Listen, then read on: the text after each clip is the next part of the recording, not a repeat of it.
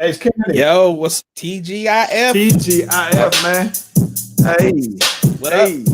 hey, hey, hey, hey, hey.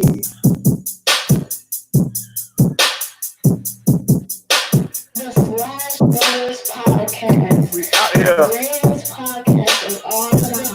The Flash Brothers Podcast. The greatest podcast of all time. Yep.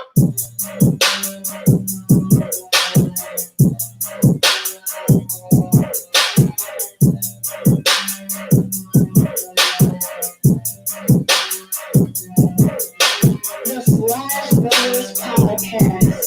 The greatest podcast of all time. The Flash Brothers Podcast. The greatest podcast of all time. Hey, man. Kids don't lie, bro. Hey, bro. The cheering don't lie. The cheering don't lie. Hey, man, I'm good. What I'm up, good. man? I'm good. What's popping? What's popping?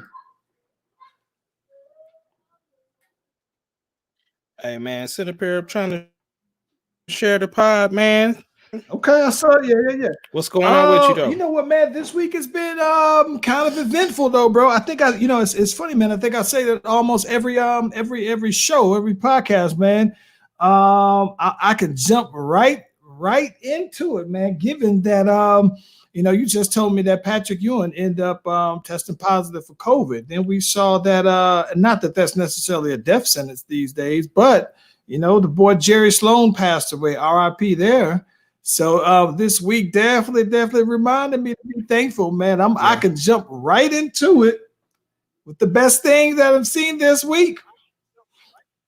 Shout out to my mom, bro. My mom had surgery on her shoulder. I put a post out there the other day. Hey, prayers for anybody who keep my mom in your prayers. She had surgery yesterday. Surgery was successful. She had some stuff cleaned up. I think that's just one of those things that she said, hey, I'm just getting old. So it's one of those that gets you squared away there. So she is back alive. Already talking about she want to go ahead and go out for a walk and do her thing. So she'll be back to her Dallas Cowboy fan wagoning ways before you know it, though, man. So shout out to like anybody who reached out to me personally. The homie Shanine reached out to me just to check on and see how my mom was doing. So people who followed up with me just to make sure my mom is cool, man. A lot of people from back home. Real talk meant a lot to me. The best thing I've seen this week, my mom being all right, people checking on the boy, man. What up, y'all? What you got?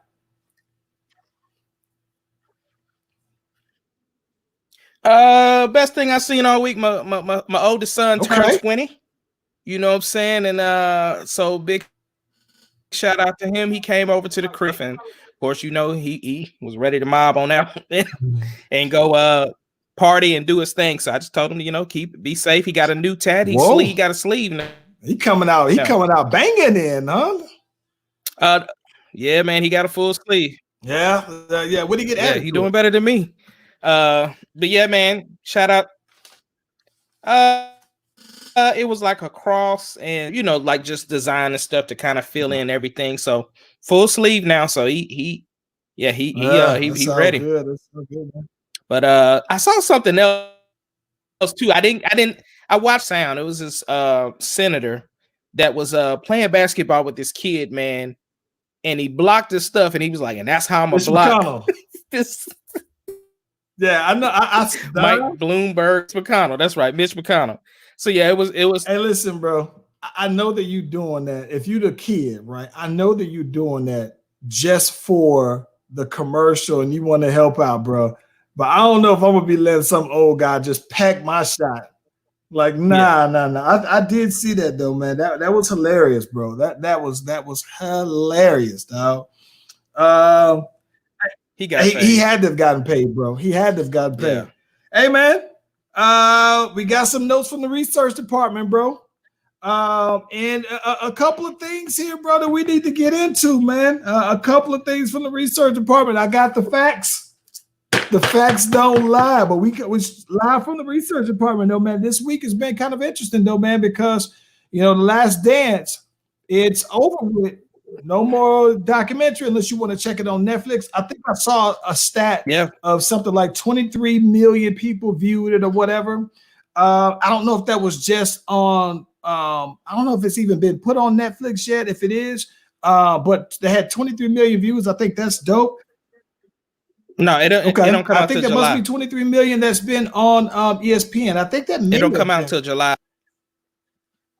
No, I'm talking about 23 million views of it, just period. Now, I don't know if that's just on 23 million views per night or whatever it was, or total views, though, man. But one of the more highly viewed documentaries, though, man. But I think that there's been a lot of backlash and some aftermath about how certain people been looking on that, though, man. It's been real crazy. You saw Horace Grant right off the cuff was talking spicy to Mike, though, man. And so I think that part was kind of interesting, though, bro. What else you been seeing out there?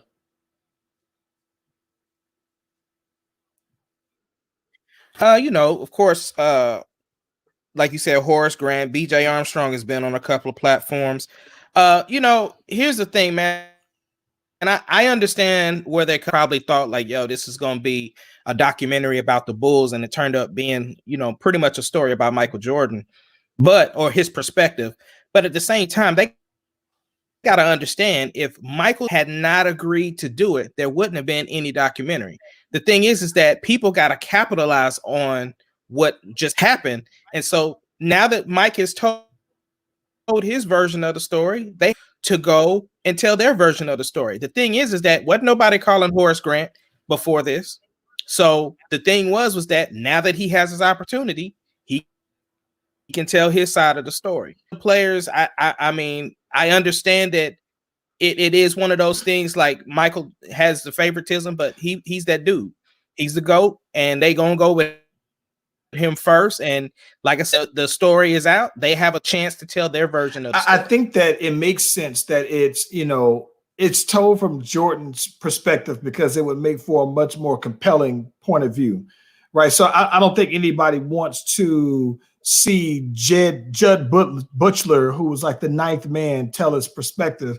But I mean, I do think I see the point of some of these. Like, I don't see a lot of what I don't see is I don't see like Scottie Pippen doing very many interviews of that, which kind of tells me like, all right, you know what? Did Pippen look like a fool throughout this thing? Like it was all facts, right? So this is when I always tell you about, like, I'm almost out of the business of trying to change somebody's perspective, because they presented all facts about Pippen. So you can't dispute the facts, but I think that Pippen didn't get the opportunity to talk more about, well, let me give you more perspective about the facts, though. I thought, if anything, though, man, Scottie Pippen, it didn't do him any favors anyway. And just like Jerry Krause, how it painted him to be the villain, and a lot of people co-signed the stories, but Jerry Krause probably has his perspective of it as well that you miss out on, because it's the perspective of Mike and how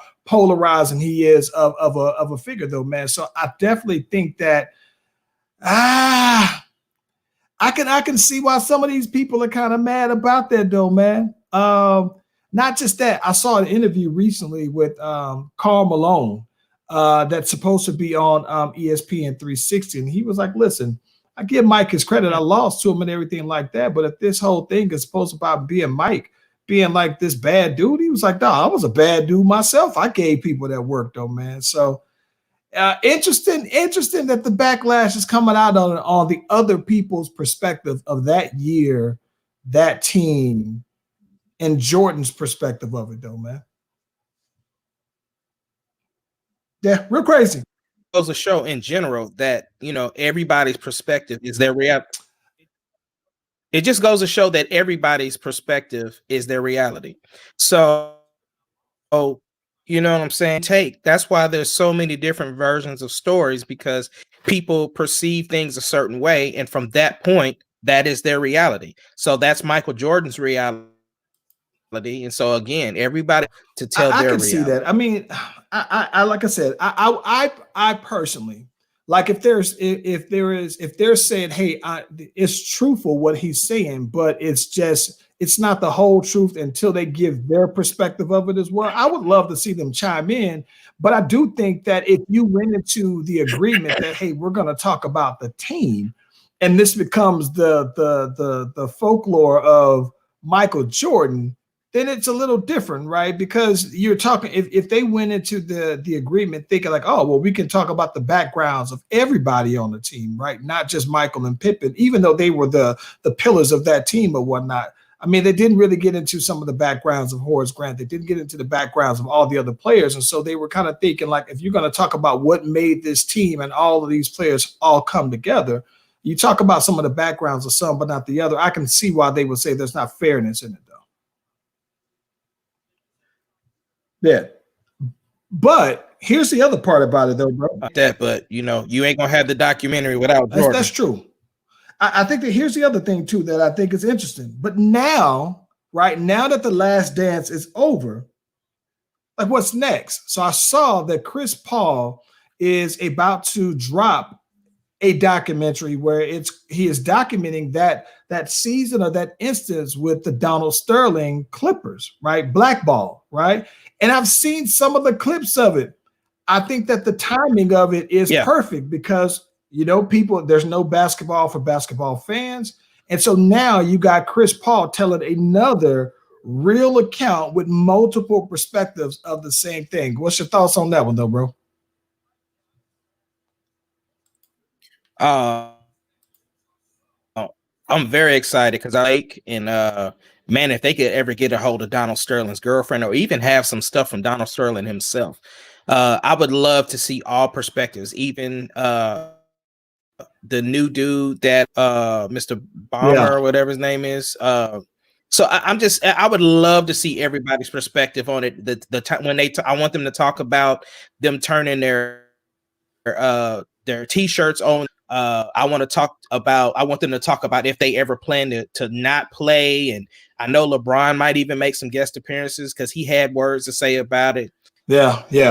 And he was the face of the league. So I'm here for it. I also heard there. No. I think that one of the things that I found to be hilarious about the whole thing, right off the cuff, was that I saw a quick interview last night where Doc Rivers, he admitted that, hey, I was kind of naive by my own ego. I knew that the Clippers, I heard all these things about the Clippers owner, and I've always heard that all those things were supposed to be true. And I think that the thing that was interesting, he said, no, my ego said, no, if I can turn this around, this one is one of those legacy kind of things.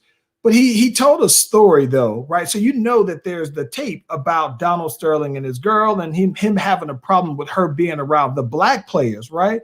Well, then there's this thing that he talks about where Donald Sterling had an issue with white basketball players. Like he didn't like having white basketball. So it's almost like I like to have black basketball players, right? I don't like to socialize with them, but I don't like having white players on my team either. So I was like, bro, what the hell? You can't have it both ways. Now, what we doing here, though, man?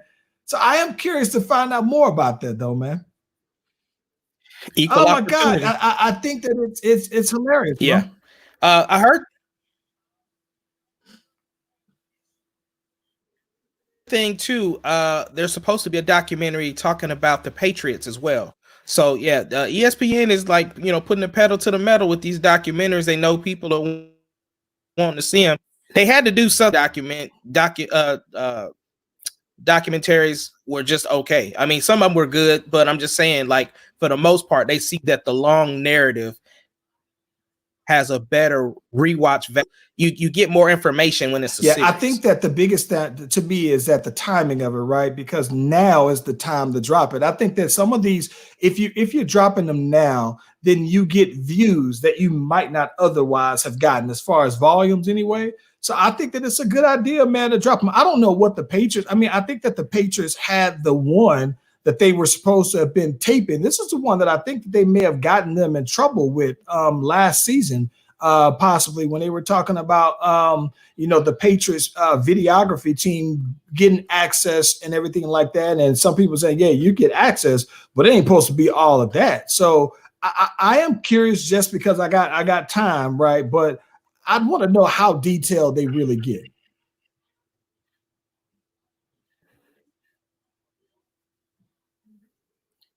I mean, but do we really want to hear it though? I mean, Tom Brady's gone now. Like I don't really know if I'm just ready to watch something. I guess if there's still no sports, I'm here for it, but I just don't know at this point. So let me. That's a good point, right? I think it depends on what you're trying to show, right? If you're not going to show the bad, and you only want to talk about the Patriot way of everybody has a job, like I personally don't want to hear that. And it's not because, like, all right, I think I already told you, bro. I just don't particularly like Bill Belichick. I think that he seems like he's a nice guy, that he tries to be a jerk, and people probably believe it that he is. But I don't know. I hate the way he puts himself out there. But maybe he's been doing it for so long that, hey, maybe that's just how he really is, though. But I think that it, just as a football fan, man, I don't have a problem with it coming on now. But I want to know what am I going to learn more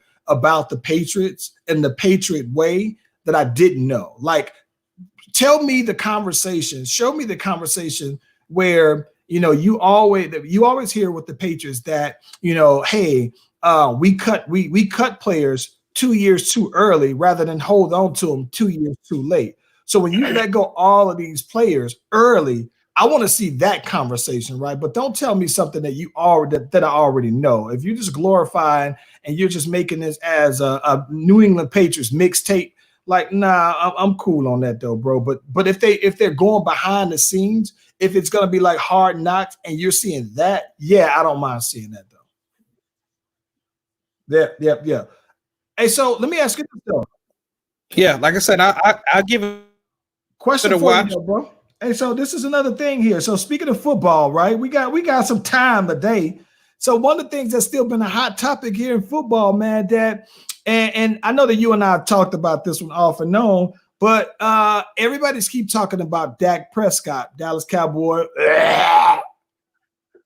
But Dallas has not agreed to a long-term deal with Dak just yet, right? And so it's almost like one of those things where they're probably, it sounds like they're disagreeing on the fine details of it, guaranteed money. But ultimately, there's these reports out there that the Dallas Cowboys have basically presented a deal for Dak that would make him the highest paid player, bro. They said that, hey, it's going to be the most guarantees. And so he still hasn't signed it. Maybe there's this argument about 4-year deal versus 5-year deals, though, man. Tell me what you think about these. I know this ain't your favorite team here, and the homie Dennis already checked in. Your thoughts, Dallas Cowboys, Dak Prescott. Look, man, I have zero issues talking about the Cowgirls, bro. It's this simple. I don't fault that they're in this mess. For one, you bring in another quarterback that is capable of being a starter, then you still haven't paid Dak all the way to the end of his contract before you start wanting to talk about, this contract. He wants a 5-year deal. He wants $45 million at the end. Jerry Jones ain't trying to come off that bread. Me personally, I'd say pay him for a couple of reasons. One, Dak's got to look out for himself first. He's injured, all of that. They haven't been trying to take care of him this whole time. So if I'm here, get your money. Secondly, pay him as much money as you can so you ain't got no more money to buy or to pay no more players. So, I'm sick of these Cowgirl fans and all of, them talking about how they the best team and they ain't won nothing since. Listen, man. Here's what I think about it, bro. I think that the biggest issue that I have, right? I don't think that Dak Prescott is good enough to be a top 5 quarterback, right? But you did let him get to where he's at the very end of his contract, and now he is a free agent. So now at this point, you're looking at him and you're saying, okay, well, Dak, if I'm going to pay you for the next years and you didn't pay me for what I already did, rookie of the year, he increased his yards and all this other stuff that he did or whatever, made the Pro Bowl a couple of years. And you had the opportunity to approach him for a long-term contract then, right? So you could have paid him 2 years ago, like the Eagles did with their quarterback, like Jared Goff did with all these quarterbacks, and you let him play it out because you probably saw the same thing that most of your fans saw, that he's okay. You know, you put him around with the right people, and he can make you better, right? And so I look at the Dallas Cowboys in the sense that you're eating what you set up, right? Because now you're saying, all right, if you're Dak's saying, hey, I don't want my contract now in 2 years, 3 years to look at how people look at Aaron Rodgers, right? Where Aaron Rodgers is making $25 million a year. And 2-3 years ago, that was the highest paid quarterback. He was top gun at the time. So fast forward now, the NFL has this new contract that's coming on now. And it reminds me of like the NBA, how the NBA a couple of years ago, the league contract, television contract changed, and all of the players' salaries jumped on up. So now you're seeing times where Steph Curry and LeBron James are making $40 million a year on a maxed out contract. And so Dak is probably looking at this and saying, okay, well, listen, you know, in 3 years, in 4 years, here's what I want to get paid. It's about something like $35 million, makes him the highest paid per year, right? But what Dak's also saying is if you want me to do a 5-year contract, right, 5 years, then in 5 years, me making $35 million, Patrick Mahomes is going to come in and he's going to wipe that number out. My boy Deshaun Watson is going to come in and he's going to make Dak's number look smaller again. So by Dak's 5th year, where they're asking him to take $35 million, there's going to be possibly Patrick Mahomes, Lamar Jackson, all of these other quarterbacks who could be making more than what Dak is basically paying because they're going to be getting paid off of the new money. Whereas to Dak right now would be getting paid off of current money. So I understand that he's saying, listen, I only got one more time right now to get this contract. So by all means, I'm just sitting there thinking like, I understand what he said. If you want me to do a 5th year, well, give me the 5th year that's going to be based off of 5th year projected money, not right now. I don't think that he's better than any of the people who are the top 5 quarterbacks who I would consider. And I don't think by most lists that he would even make the top 5 quarterback list. But it's opportunity is when you become a free agency. And not just that, the Dallas Cowboys have overpaid everybody. And then why would you stop right now at the person who is your leader of your team that everybody hands down says, I'm the guy. So I think that Dak wants he probably wants a 4-year deal so that he can re-up his contract in another 4 years and bang it out again. And so he said, if you want to pay me for 5 years, I got to get that balloon payment at the end. And it needs to be fully guaranteed from the standpoint of, no, I get all of my money. Not the kid. Look, Andy Dalton is on the Cowboys team, and he had a fully guaranteed contract. What'd that do for him? That last year they let him go. Cam Newton got let go. So if you Dak's like, no, if you're going to tell these people it's fully guaranteed, let's talk about, I'm not talking about I got to be on the roster by June 1st for me to get this bonus. Let's just say regardless, once I sign this dotted line, this is fully guaranteed. And I think that that's where the difference is, though. So I don't know, man. Hey, shout out to the homie Rap. I totally. The homie Rap said, he said Dax wants a 4-year deal. They want to give him a 5-year deal. He outplayed his contract, and there's going to be more money to be made when the new CBA deal. Facts. He said, according to Dax camp, I don't know about that because I don't think anybody from Dax camp's talking. He said they said they don't want $45 million a year. I agree with that. But he says that the Dallas he said the Cowgirls, thank you very much. Cowgirls deal want to pay him $35 million to make him the second highest paid quarterback. He wants to be the highest paid quarterback. I don't think that he is the best player, but I agree that right now the opportunity says that he is the highest paid player. Now it's only going to be for maybe a year or two that he's the highest paid because there's no way that you're going to make him highest paid over Patrick Mahomes. Like, Deshaun Watson, like they're clearly better than him. And so I don't know. I don't be all up in Cowboys business, but only thing I'm hearing about the reports about Dak are things that are coming from Stephen Jones now, man. I haven't heard anyone from Dak's camp say, nah, bro, we want this kind of money. It tells me that they're trying to put it out there in the public like Dak should be grateful. He getting, and I see Skip Bayless talk about, oh, he gets 12 TV ads because he's the Dallas Cowboy quarterback. I'm thinking like, hell, I don't remember what's your boy? Quincy Carter? I don't remember Cooper Rush. Is he Cooper Rush is their quarterback? I don't remember John Kitna getting these deals. Don't tell me that it just comes with being a Dallas Cowboy quarterback, dog. That's crap. Listen, it drives me crazy. I don't. Well, but at the same time. Yeah, go ahead. At the same time, though, too, that Skip and them always talking about their endorsement deals. That ain't got nothing to do with what they're doing on the field. The Dallas Cowboys is his primary bread and butter. So from the other stuff is extra. Right.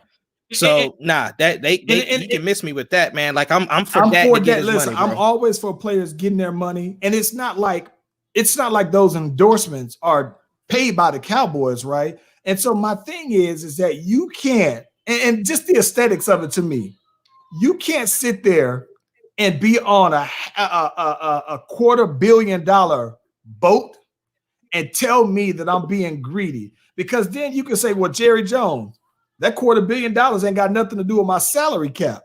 Well, neither does Dak endorsements. Like that doesn't have anything to do with anything. So, bro, like stop it. Pay the man. Like that's been the way of the league. You pay them. But the problem with that the Dallas actually didn't do is that they didn't pay it. You pay him before the contract, the rookie contract expires. Everyone does it, unless you in your heart of hearts don't believe that he's that dude. That's where I think that's where I think the issue. I don't think that Jerry Jones, which is crazy to me, because Jerry Jones, I think if I'm not mistaken, made Tony Romo the highest paid quarterback, and he ain't never won nothing. Like, stop playing, bro. Like, oh my God, that's why. Boy, pay the man. Stop playing, bro. Hey, let me. You're right, man, and that's need to pay him to stop playing. Yeah, so I'm looking real quick. I'm looking here. The homie Ralph checking in. Shout out to you again, though. Appreciate the support. He said there's no security off the franchise tag. Because my thing is that what is that? Dak says 37 is already more than what I'm making anyway. So he's winning by just saying, all right, he got a deal, franchise me, whatever. Says he can get hurt and all he has is just 37 million. Like, pay him. Like, I don't understand why this is so hard. And I understand, like, so I always think that Dallas Cowboy fans are very much, delusional. I think that I understand all this stuff. Every once in a while, I'll talk to a sensible Cowboy fan that will say, listen, I just don't know that Dak is worth the money. I get it, right? But the lay of the land say you got to pay him. It's his time up, bro. Or let him go.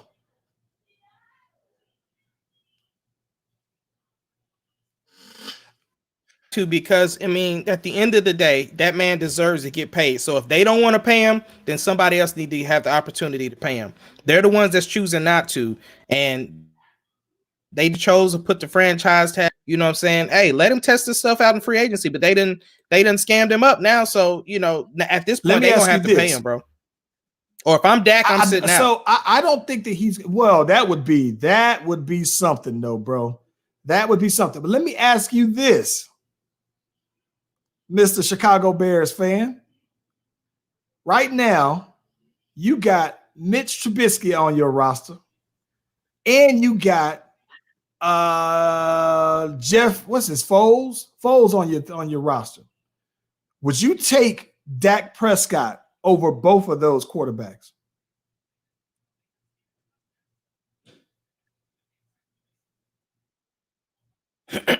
I wouldn't take him over Trubisky. I think Trubisky, a year to where he was dealing with some injury. I don't believe in Dak like that. So at the same time, Nick Foles, it's a reason why he switched to so many different teams. Yeah, I would still stay with Trubisky. Listen, I got to be honest with you, bro. And I don't know how honest you can be with Dallas Cowboy fans, right? But I think that if the Dallas Cowboy fans are truly, truly honest, how many more games do you expect to win with Dak versus having Andy Dalton as the quarterback?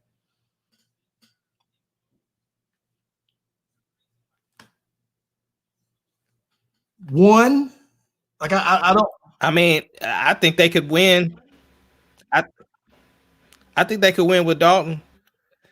I mean, I know Cowboys fans don't want to hear that, but I mean, here's the question though: win what? Because this is the problem I have when I be. Oh my God, this is the problem that I have because every year these Cowboy fans are going straight to the top, right? It's not like let's win the division, let's win a wild card. Let's get to the NFC Championship. Let's take steps. It's straight to the Super Bowl, right? Oh, we got CeeDee Lamb. We going to the Super Bowl now, right? It's extreme. So my thing is that what exactly is Dak going to do? Is he really the difference of you winning a Super Bowl or getting to the Super Bowl? Like that is the problem that I have. Hey, I don't know, man. I at the end of the day, like I said.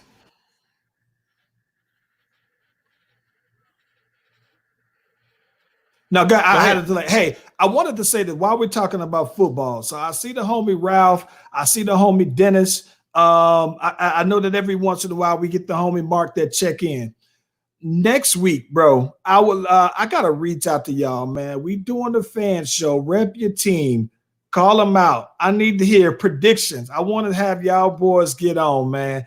Will you tell me what you're expecting from your team and why? We need to set this straight from day one on what you expecting your team to do and why. And I don't want to hear Dallas Cowboys. Like, I don't want to hear no Dallas Cowboy fans say because we steal them boys. Like, stop it. Stop it. I want to hear someone, because I'm trying to give y'all a chance, because I try to tell you, man, I don't dislike the Cowboys as fans, but I want to have next week, next Tuesday, 7:00, we doing fan. If you are able to just sit still, we don't want to hear nobody vacuuming. We don't want you to be doing all this other stuff. We don't want to hear kids. Listen, holler at your boys, them, get on. Tell me what you're expecting from your team and why. Ace Kennedy, you got Chicago Bears. I need you to tell me what you're expecting the Chicago Bears to do next season, bro. Ham.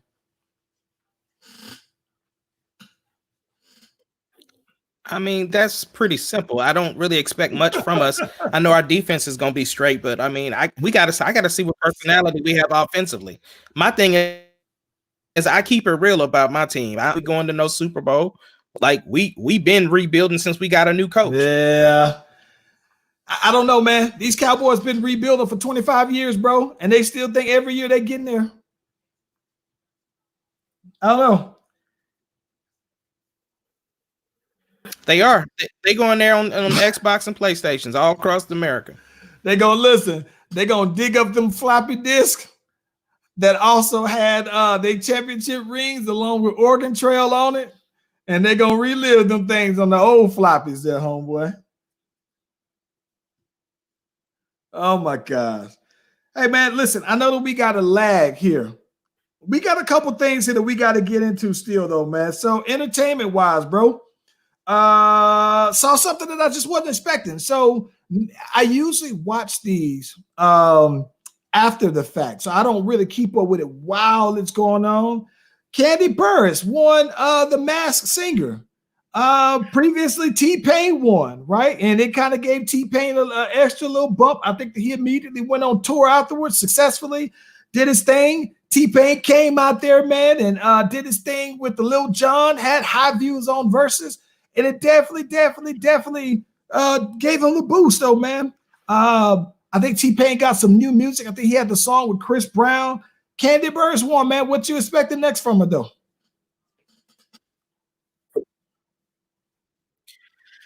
Well, she kind of told us what's next. She basically announced another Escape album.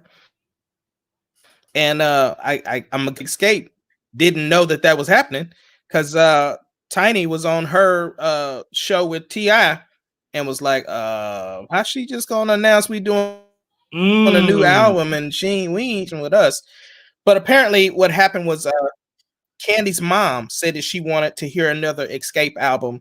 And so she made the claim that was gonna happen, but she owes the girls a conversation. And part of that is because Tiny said, she believed that, Candy said she was done.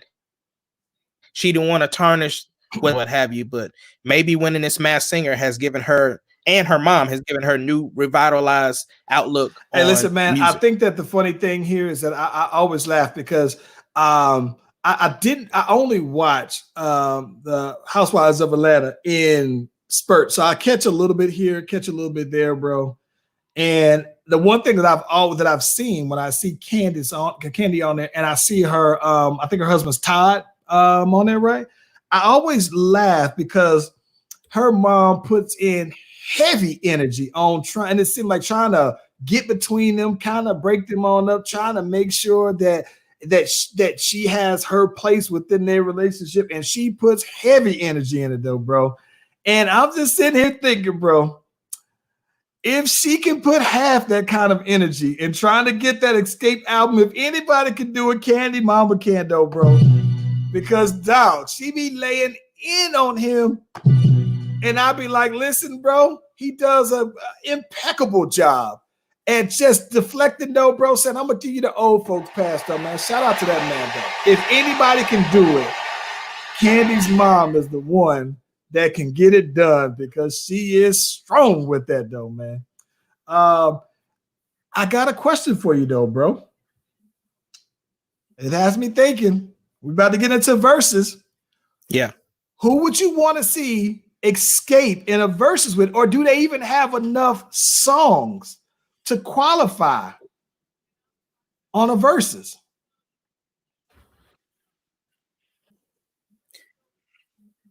I don't think that they would. I mean, they literally would have to bring in some of Candy's solo music. So I don't want to see that. That's a good point. They didn't get very far. Everybody doesn't deserve. Go ahead. That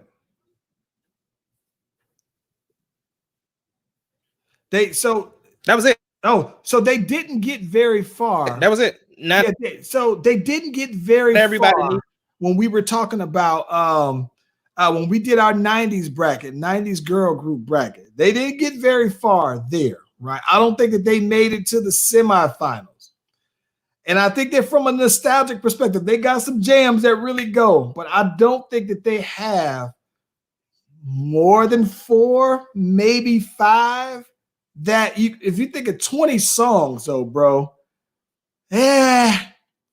5 maybe.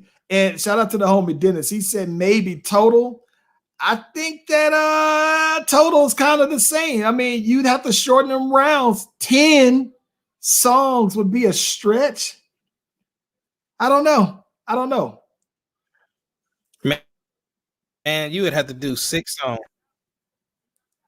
Hold on, I didn't hear you. We got the lag. You said you have to do what now? I said they would have to do 6 songs and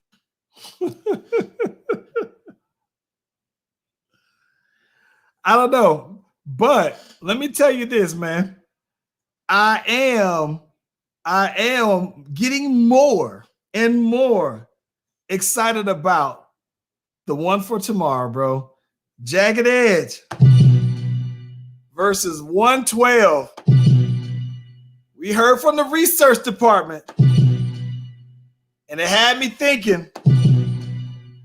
I had 112 as the sentimental favorite. But I looked at Jagged Edge, bro. Jagged Edge got some hits, man. I think that Jagged Edge is gonna take this one, and I think that it's gonna be pretty easy, though, bro. Pretty easy. What you think? Before I get into the songs, tell me your thoughts.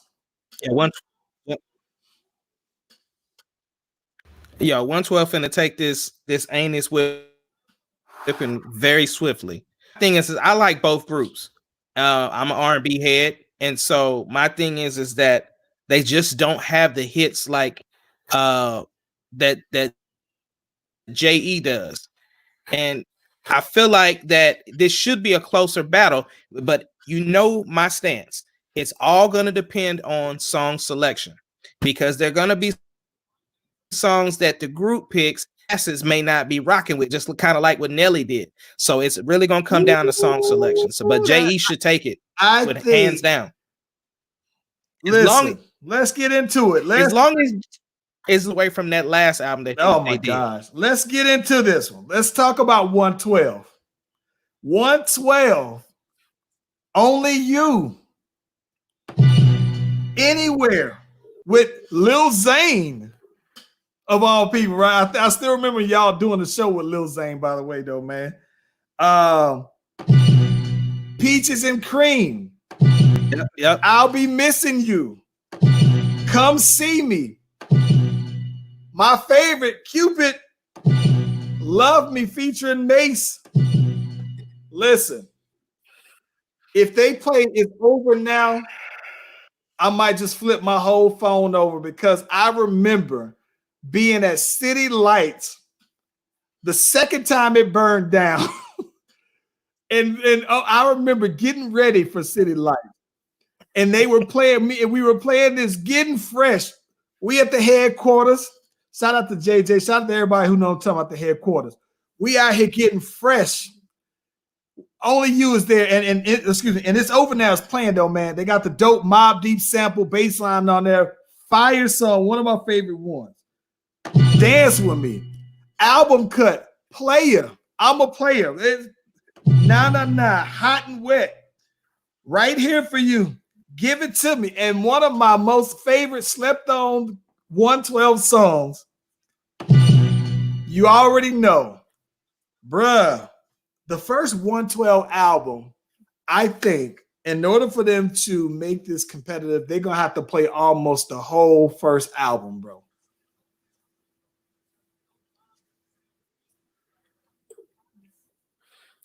It still ain't. Let's talk about Jagged that. Edge.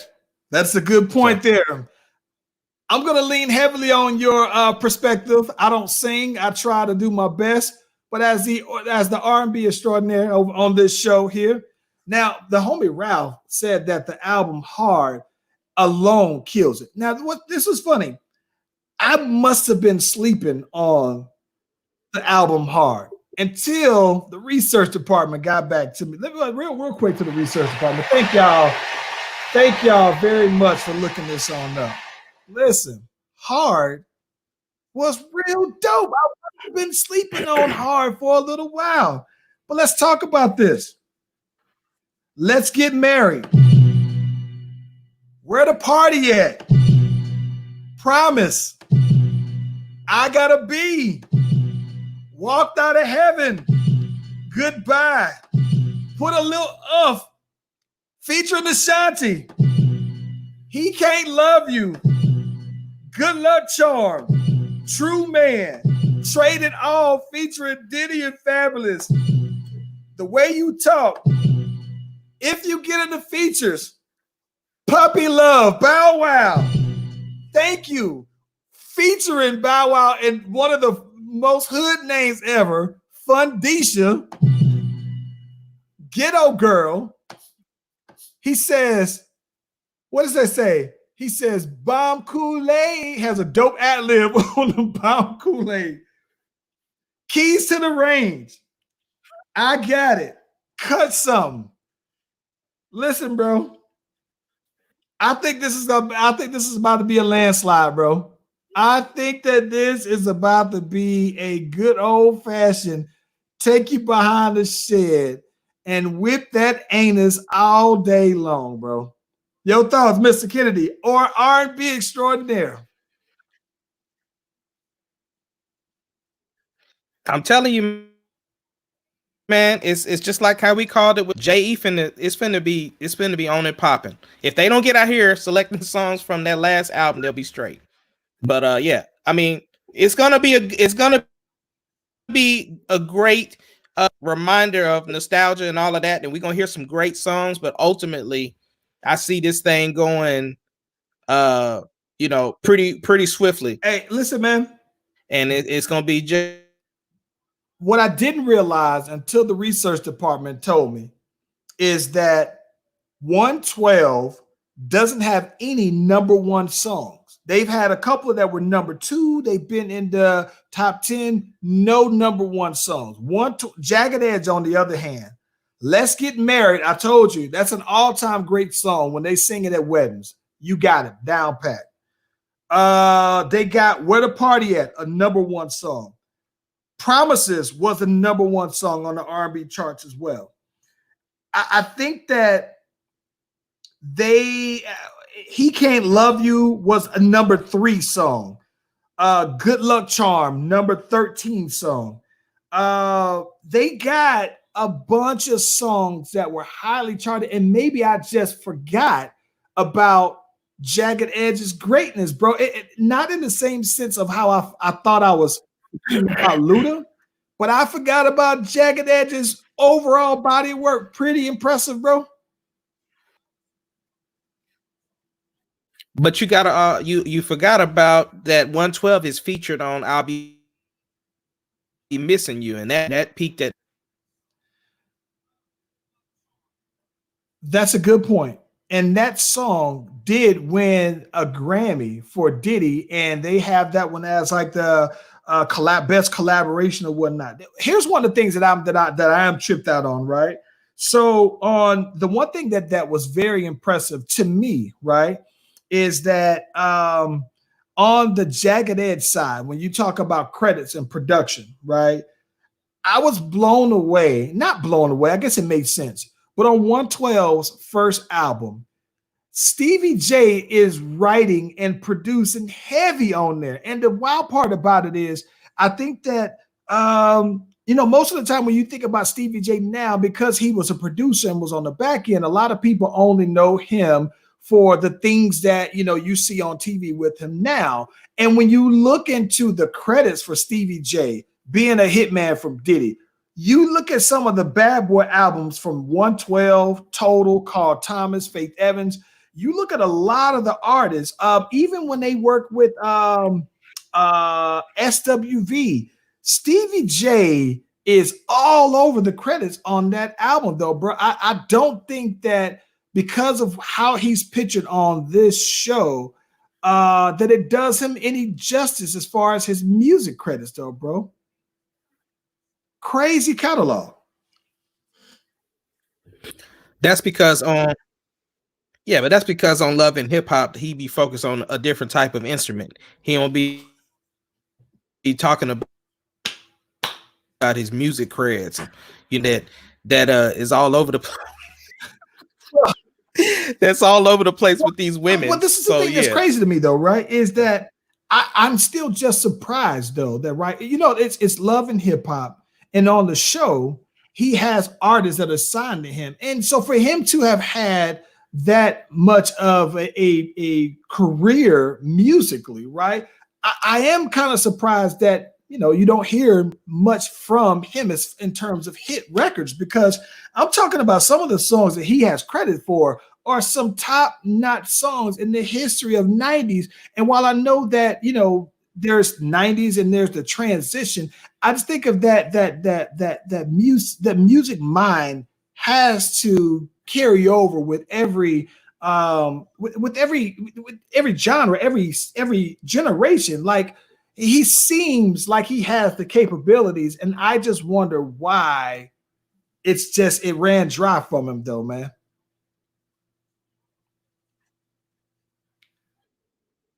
I mean, again, it's one of those things. Like I said, he does have a bunch of artists, but if you notice, the artist versus actually producing great music. So we got a dope comment here. Dennis, shout out to Dennis and Ralph. They fire in the comments.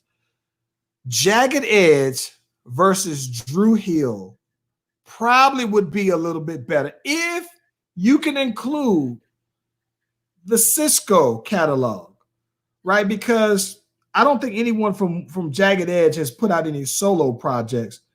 But I think that if you include Dru Hill in terms of Cisco, bro, I think that we might be looking at this.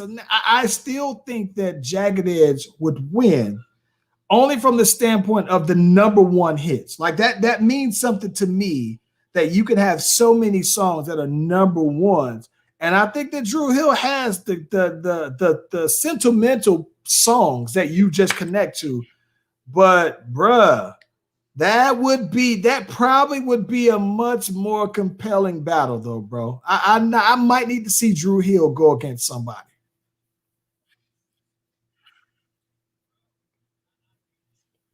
I would like Jodeci. Hold on, Dru Hill versus, you said Jodeci?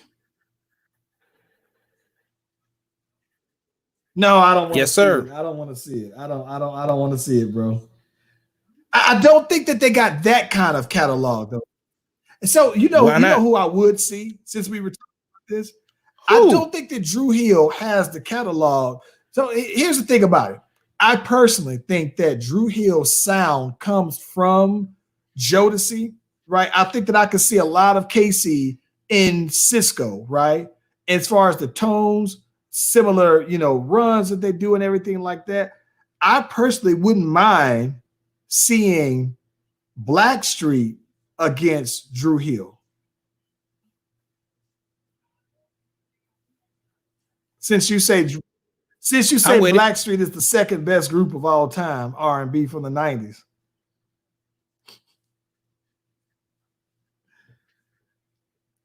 Yeah, I'm with it. R&B. Dennis been in my inbox talking about Mint Condition, man. And he was talking about how they're the black band from all of the instruments, and he wants us to put some more respect on it. Man, that's a good point, though, man. But on the cool, to be quite honest with you, Mint Condition, yeah, but so did Tony, so did Jodeci. Like, I get that they are an official band, but come on, bro. Like, Mint Condition is dope, but they ain't got like the hits. They ain't heavy. Like, no, when we did, if I go back, I don't even think Mint Condition went past the first round of the 90s bracket. I got to go back and check, but they was dope, but they wasn't. There's levels, though, man. There's levels. And maybe I'm wrong there, because I'm looking here. Dang, he even got. Oh my God! Listen, Ralph. The homie Ralph said Mint Condition is his best one ever. Maybe I've been somewhere. What am I missing then, bro? I'm clearly missing something.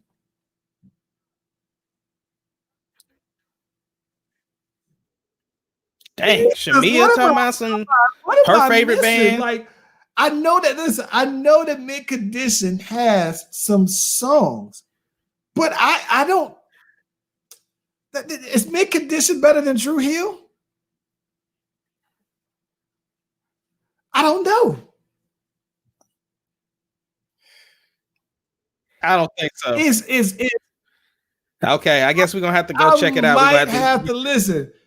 Hey, research department, I'm gonna need one of y'all to tell me Mint Condition's catalog. Tell me these hits that I'm apparently missing out on. Y'all got me having to go to the research department, bro. Oh my gosh. What Ace? I'm gonna defer to you to weigh heavy on the R&B. What am I missing with Mint Condition, man?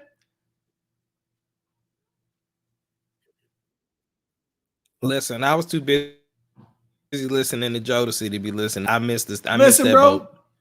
I don't remember them playing Mint Condition at Southside, bro. I don't remember them playing Mint Condition at Free Zone. I don't.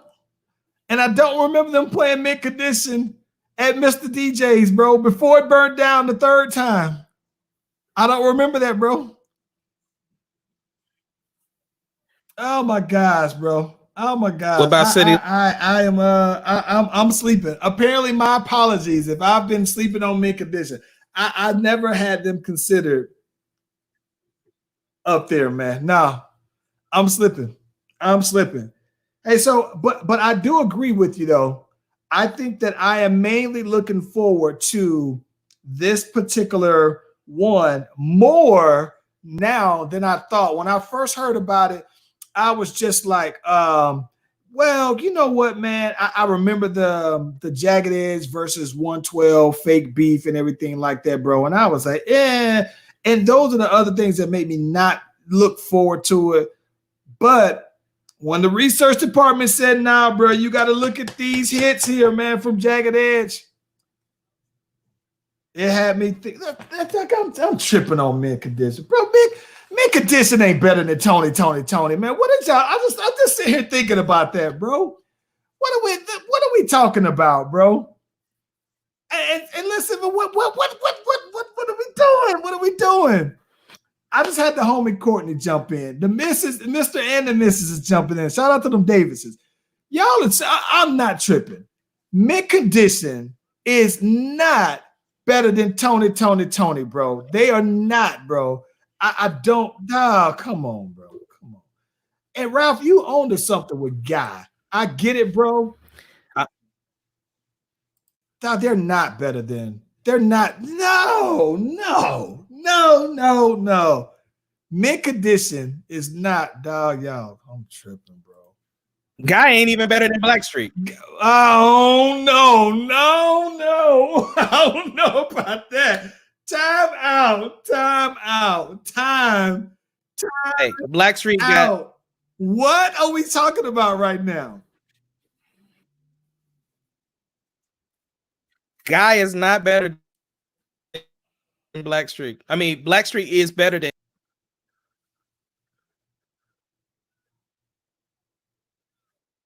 Okay, listen. Yeah. All right, that I can see where you're going with. I mean, that one to me is you are a Blackstreet fan. Guy to me, it's all. I mean, I'm not gonna say they all sound the same. It's under the Teddy Riley family, so I can see that. But mint condition, I see what y'all are saying, but mint condition ain't better than Tony, bro. Like y'all are on that crack from the 90s. What are y'all talking about, man? Like Tony has way more. So we got to go back and revisit this because we did the best 90s male group of all time. And in the end, we picked Jodeci. We disagreed. Now, at first, I originally said Boys to Men. I think that now Boys to Men, I can see Boys to Men Jodeci. But what I'm not going to sit here and listen to y'all tell me is mint condition is better than Boys to Men. Mint condition is better than Jodeci. Mint condition is better than Tony. And Tony may have got to the second round before they end up getting put out by someone like Jodeci, someone like that. But what? Dog, y'all. Oh my God, bro. Ace, you the R&B dude. I need you to. Yeah, man. I don't know. I don't know. This make some sense for me, bro. What are they seeing that I research? I need y'all to get on top of this one ASAP.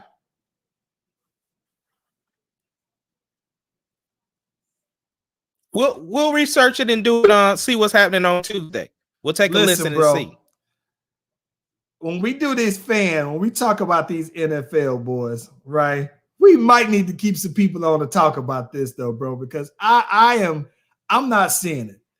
Y'all gonna make me put on Pandora and put on Mint Condition Radio, and I gotta have the research department tell me about this one though, bro. And if y'all want to say Mint Condition is the best travel band, they may put on a great live show. I get that though, bro. But as a group, boy, y'all must have. Man, I'm gonna be making some phone calls to some of y'all. This is too much, bro. This is too much. Listen, but back to Jagged Edge and 112. Here's the other thing too. One thing that I was very pleasantly surprised to hear about is that Jagged Edge wrote a lot of their material, especially their first album and a lot of the second album, though, bro. They basically put together, I mean, they did a fair share of writing on their own. I think the one thing that was real dope to me, though, bro, is that, you know, when I think of those Jermaine Dupri, So Def produced albums, very much like the Mariah Carey albums, the who else? The Escape albums. I see Brian Michael Cox all over. One of my favorite people. I follow him on Instagram.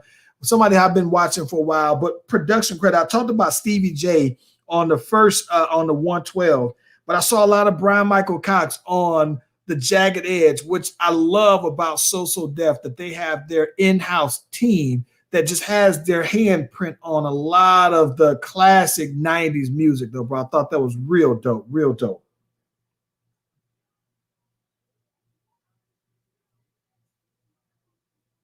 Goddamn mint condition, bro. Y'all are killing me about that. Hey, Ace, I think, brother, that is what we got, man. What we got. Oh, what we didn't get into, and I would love. I'm probably going to chime in on it anyway. On Monday, they got it a big weekend. Monday, Beanie Man versus Bounty Killer. Hey, bro, I'm going to be completely honest with you. I only know I'm a casual reggae fan, right? And so I'm only aware of the more Americanized reggae music that comes, you know, that comes my way. So because I only am aware, like I can get into the old reggae from like the 90s. So good thing is that, you know, Beanie Man, Bounty Killer, they got a lot of heavy catalog. But when I looked at it, I don't know, maybe I'm missing something here. But I think Beanie Man's gonna wash him, but you know, I could be wrong on this. I mean, I'm not a heavy reggae head like that. But I want to get your thoughts on that one, though.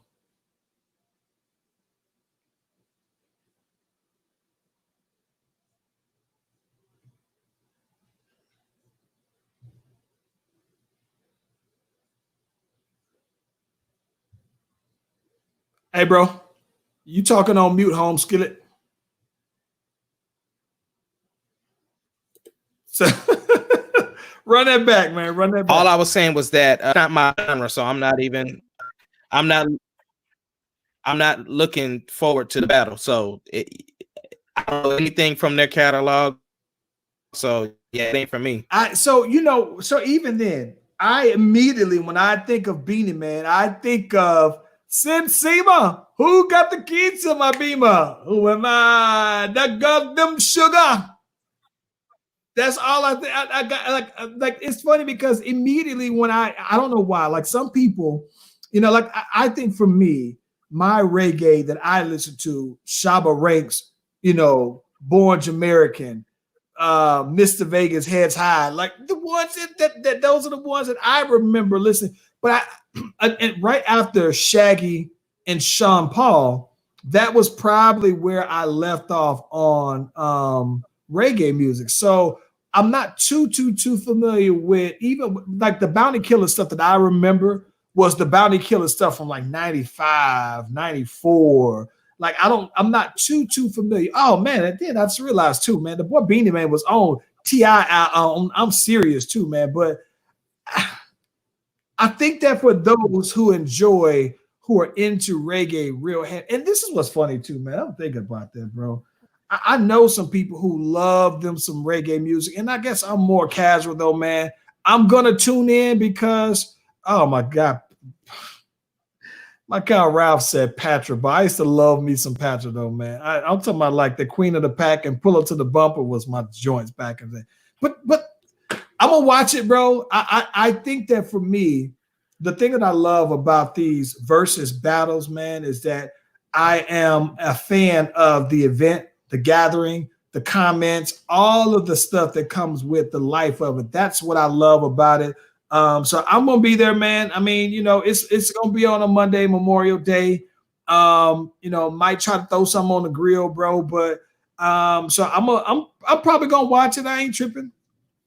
We got to come up with we need to get us a new bracket, bro, for rap groups. Because I'm sitting here thinking like I might need to see a G Unit versus Dipset, bro. Might need to see that. I think ultimately, if you put Outkast on one of these, Outkast will wash anybody. But Cruz, I might need to see something like that, bro.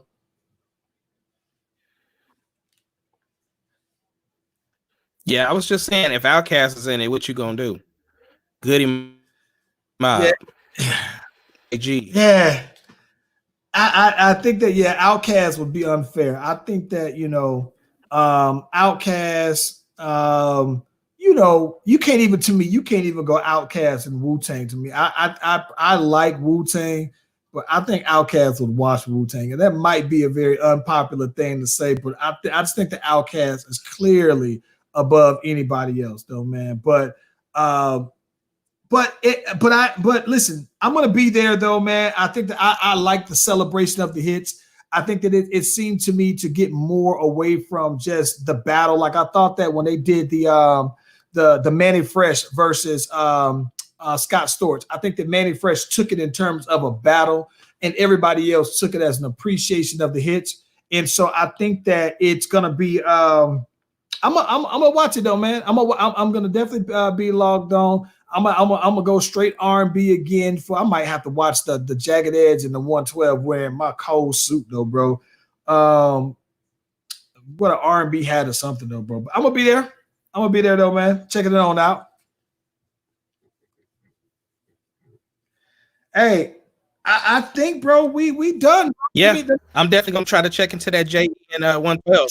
Check. I am. I listen. We checking back in on Tuesday, man. We gonna do a recap, what we saw, what we like. Listen, I'm reaching out to some of y'all though, man. I would love, like I said, we got the fan next Tuesday, 7:00. If you sitting still somewhere though, man, jump in, rep your team. Hey, talk to them, Mace. We out of here, man. What you got?